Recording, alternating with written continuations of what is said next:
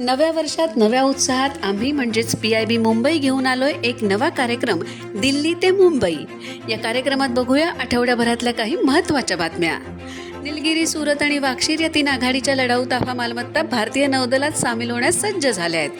त्वचेला कमी नुकसान पोहोचवत संसर्गाचा धोका कमी असलेली वेदनारहित आणि सुरक्षित औषध शरीरात पोहोचवणारी शॉकवेव्ह आधारित सुईमुक्त सिरिंज IIT बॉम्बे इथल्या संशोधकांनी विकसित केली आहे. केंद्रीय मंत्रिमंडळाने प्रधानमंत्री फसल विमा योजना आणि पुनर्रचित हवामान आधारित पीक विमा योजना 2025-26 पर्यंत सुरू ठेवायला मंजुरी दिली आहे.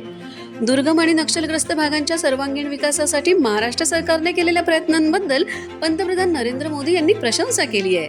एअर मार्शल जितेंद्र मिश्रा यांनी भारतीय वायुसेनेच्या पश्चिम हवाई मुख्यालयाच्या प्रमुख पदाची जबाबदारी स्वीकारली आहे.